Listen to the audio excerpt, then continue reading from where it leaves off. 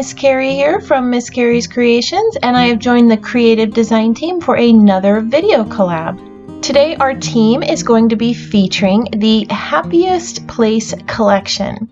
I am going to be showing you how I created this mini album from our Disney vacation back in 2004. I chose to use one of the Story by Stacy short story albums. This is a cute little mini checkered album, so you can see it works perfectly for the Disney theme. I am also going to be using the Happiest Place cardstock, papers and stickers, and this adorable stamp and thin cut set.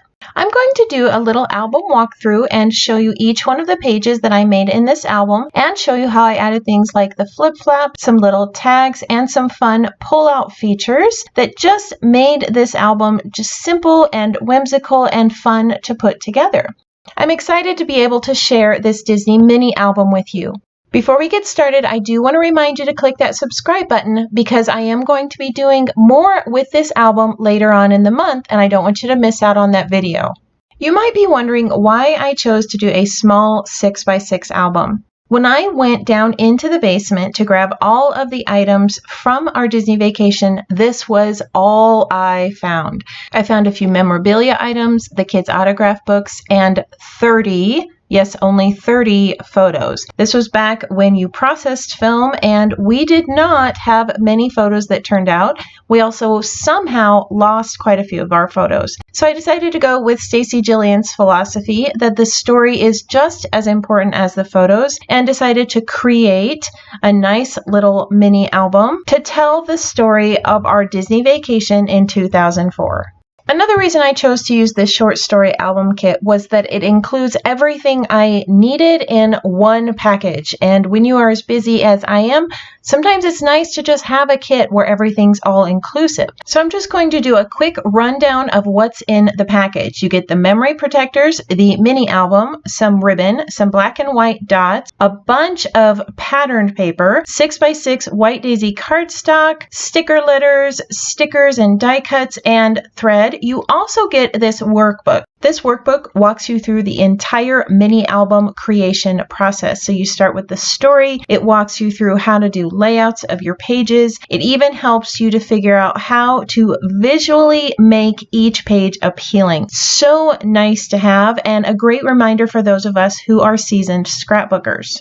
I chose to use the workbook to start writing out my story, and lo and behold, I started digging through the memorabilia and came across this envelope. An envelope with even more photos. You can't even imagine the joy I had in finding all of these photos stashed away inside a little tin bucket. I was so excited. All right, now that you know the backstory behind this album and how I ended up with more photos than I started with, let me walk you through the process of creating two of these layouts.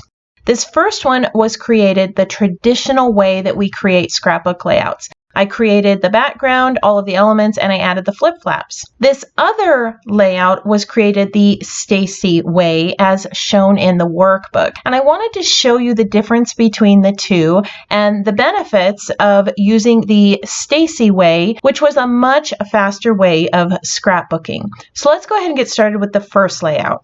Here I have some photos of my son meeting his favorite Lion King characters. This child was obsessed with the Lion King movie and was excited to be able to meet a few of his favorite characters. Like I said, we're going to create this page the traditional way that you create scrapbook pages. So I'm just going to cut down some of this Happiest Place paper into two 6x6 pieces and start creating the background for the page.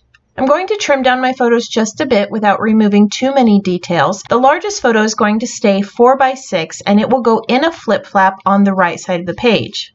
Once I decided where I wanted the photos to go, I started building the background of the layout just like we traditionally do with other scrapbook pages. I chose to use some of the Happiest Place papers mixed with the papers from the Story by Stacy kit to pull out some of the blues in my son's shirt. Then I added this zigzag zip strip that matched the Lion King theme. I decided to place two of the photos in flip flaps and then worked around where those flip flaps would fold over onto the page. At this point, I'm going to have to make some adjustments to that flip-flap on the left. It is a 4x6 flip-flap, and my photo is 5 inches long. Off camera, I've scored that flip-flap at 5 inches and created a new fold line. Now I'm going to go ahead and trim the back layer of the flip-flap. This allows me to still get things in and out of the pocket after it's added to the page. I'm going to set this flip-flap aside while I finish embellishing the page.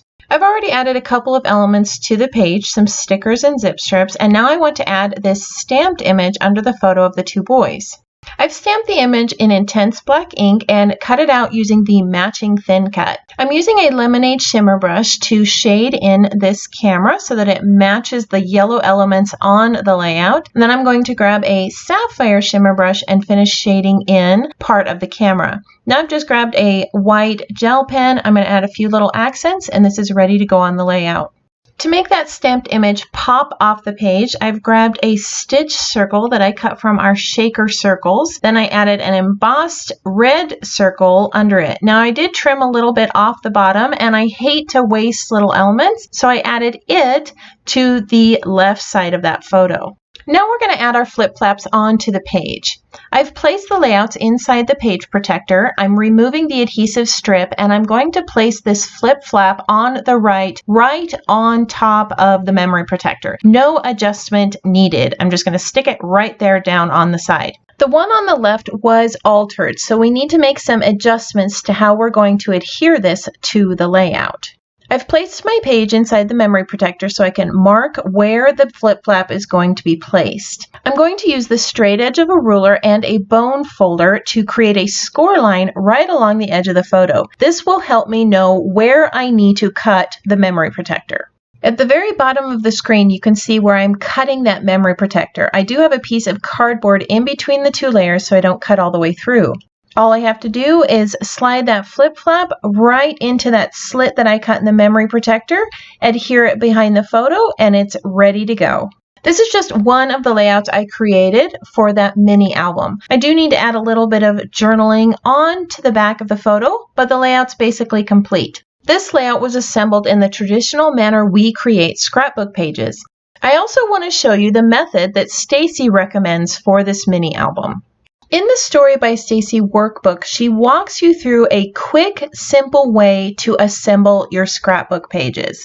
This is a method that any person can follow, whether you've never scrapped before or you are a seasoned scrapbooker. So I wanted to walk you through that process and show you how simple it is. I've already completed the right side of my layout with a little pocket and a place to put these tickets for our Sunday brunch. I'm going to walk you through that Story by Stacy process on the left page. The instructions say to adhere your photos directly down onto the cardstock, but I'm going to be creating a little pocket, so I've decided to mat mine in black, and then I'm placing them down onto the page. According to the workshop instructions, you place adhesive where you want your pattern paper and then trim off the excess. So that's what I'm doing here. Instead of laying this entire 6x6 piece down onto the background, I'm just placing it where I want it to be. This method leaves you with a lot of cardstock left over. The next step is to use bits of paper to accent your page. So I have grabbed a couple of strips of this black dotted paper from the kit, and I'm just adding these 1/8" strips above and below the photos, making sure I don't seal that pocket shut. At this point, you're supposed to look at your layout and see if there's any colors in the paper you chose that need to be mirrored on the other side. So we have this red stripe on the pocket, and I'm going to mirror that color over on the left with this half a circle. Then I'm going to mirror or add on some silver over onto the right page to match the silver stripes on the left. I'm also adding a bright silver star next to the tag to match the Blues Sunday brunch theme. The last element is some string so that the tag is grounded onto the page. This just gets threaded through the tag and taped to the back. Now that we've checked to see if we've mirrored the colors on both sides of the page, we want to look for visual triangles. So for example, we have a red circle, we have a red heart, which means up here somewhere we need to form a triangle of red. The sticker sheet didn't have a red element I wanted, so I grabbed this page from the Cut Above kit. I fell in love with all of these little tags. Now, I don't always use the kits as intended. Sometimes I just use the elements from the kit. And these tags are from that Cut Above kit that is available in that Happiest Place collection. They also give me the red element I need to form the visual triangle. Now I'm going to ground this other page with a little strip of black, and I'm also going to add some black and white elements to match the black and white tag and the black and white sentiment up here on the tags. I'm going to add a few more silver stars to the page to match the other silver elements, and I'm going to add some blue stars onto the page to match the blue tag that's at the top. And now I've formed a visual triangle with all of these red, blue, black, and white elements. All I have left to do is add some dots, again forming a visual triangle on the page, and this page is complete. And that was the Story by Stacy method for completing a layout. To me, those instructions are so simple to follow, and you end up with a wonderful result in the end. This is the method I ended up using through most of my album. And because of that, I've decided to do a little album walkthrough. And this is not something I normally do, but I really wanted to show you the end result of this fun little checkered Story by Stacy album. You can see I filled it up pretty thick with a lot of tags and tabs sticking out of the top. I do plan on decorating the front of this album with one of these SVG images, but I've decided I'm going to do this in a separate video because I want to show you how to add HTV to your albums. So make sure that you look for that later on in the month. All right, so let's go ahead and start with this walkthrough. The album starts with our trip to the airport, so you can see this overhead photo of Disney with our tickets, and then this fun story about all 4 children crying on our way to fun. All 4 children were sobbing in the airport when we told them we were going to Disney. The next 2 pages are those iconic photos that everyone takes when they first arrive at Disney. There's also a little pocket for our hand-stamped passes. I don't even know if they do that anymore. Throughout the album, there are pages dedicated to each child, and this one is a page dedicated to our oldest son, who just happened to love bug life. So I created these adorable little bugs using these 2 stickers, some little black dots, and some quilled antennas. All I need to do on this page is add some journaling after I talk to him about what he remembers about Disney.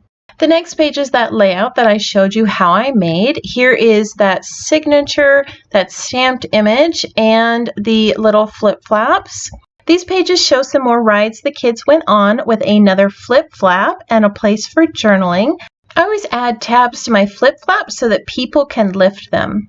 This next set of pages is all about autographs. It has photos of the kids getting autographs. It has copies of the autographs. And I even added a bunch of extras here at the top using our tabs and tags thin cuts. The left page holds a sweet story of our daughter and her single autograph from Snow White. This little one was determined to get Snow White's autograph, and she would not let anyone else sign her book until she found Snow White. We even tried to convince her to let Minnie sign her book, and she would not let Minnie touch the autograph book. I think she offended Minnie, but she got Snow White's autograph. This page has a lot of fun elements on it. The next page is dedicated to our daughter and her love of the roller coaster with a little bit of room for journaling. These photos are of our children on the carousel. The next pages are dedicated to our second son. I didn't have room for journaling, so I created this little pull-out card with this little tab cut at the top. On the back are a couple of photos that he took of the family. The next 2 pages are some more ride photos, and I added some flip-flaps with another tab element. This one has multiple flip-flaps with a Ferris wheel on the very last one, so the tab hides the Ferris wheel. Here's another set of pages that I showed you how to create in the video with the pocket for the Sunday Blues brunch. There's also some tags here that I plan on journaling on later. The next set of pages are just fun family photos, and I plan on adding a little bit of journaling with some humor about enjoying the ride at a theme park. Here's another layout dedicated to one of our children with another pull-out element for journaling. This gives me some space to write about this child, and on the back is just some fun tidbits about a new ride that was coming to the park when we visited. The last set of pages is of the Parade of Lights, and this has all sorts of interactive features that I want to show you how to create. The first element on the page is a little flip-flap book. So I have some 4x4 flip-flaps here that I'm placing photos into, and then I'm going to adhere all 4 flip-flaps together. I'm just placing them side by side, adhering them end to end to create a little accordion book. This little book is going to sit on the outside of the memory protector. Now let me show you all of the other interactive elements on this page. This layout is going to have 3 pages with a couple of interactive flip-flap features. So I'm going to have 3 full-size pages and this flip-flap that pulls down, plus the flip-flap book that's going over here on the right side. I want to show you how I'm going to put all of these elements together. I'm going to be creating a 6x6 flip-flap using one of the memory protectors, and I have cut off the little portion where the holes are for the rings. I've left about a 1/4 inch gutter past that stitched line so that I can adhere it onto the other page. Now, once I've cut it, I'm going to grab my paper cutter and a bone folder, and I'm going to score along that stitched line. This will create a nice crease for a fold when I attach it to the other page. You're going to want to use some super sticky tape like red line tape to adhere these two together. I'm just going to place some thin red line tape right along one of the edges there, right past that fold, and then I'm going to adhere it onto the other memory protector. Now you're going to want to make sure that you do this after the flip-flap has been adhered to the page, because you do not want this 6x6 flip-flap to interfere with the 6x4 flip-flap. Now that we've added the additional page onto the layout, let me show you how to add that little accordion book onto the front of this memory protector. To prevent it from falling open inside the album, we're going to be tying it shut using some of the checkered ribbon that came in the album kit. After measuring the amount of ribbon I need, I'm going to stick it down onto the page. I'm just using that red line tape again to make sure that this ribbon doesn't move when it's being tied and untied around this little book. The next step is to create some slits for this ribbon to go through the memory protector. So I'm sliding the page right down inside the protector. Then I'm going to grab my Cricut craft knife and carefully create a little slit where I need the ribbon to come out on the side.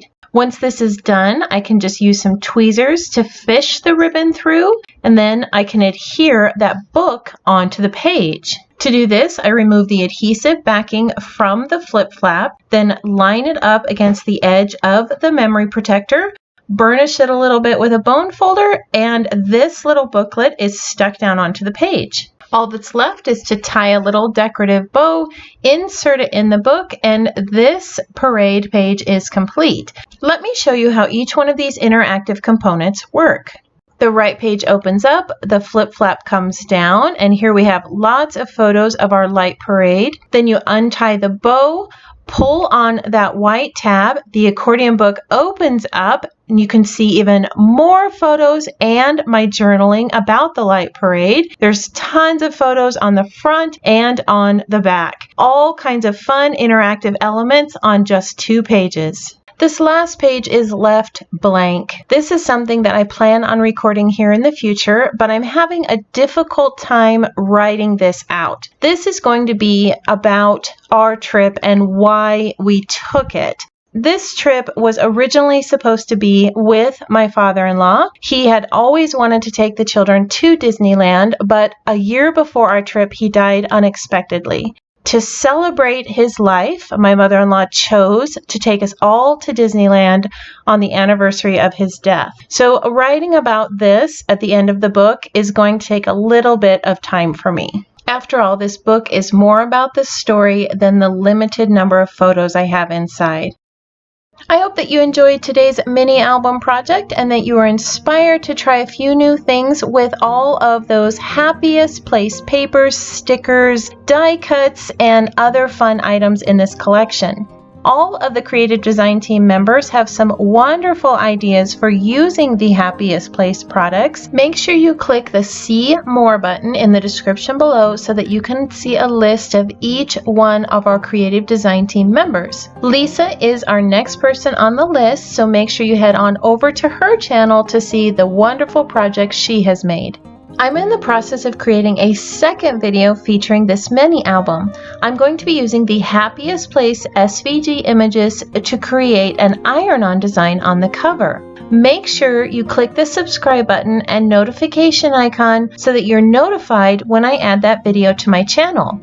If you enjoyed today's Creative Design Team video collab, you can view all of our past collabs by clicking on the collection link above. I hope you have a wonderful week, and I can't wait to see what you create.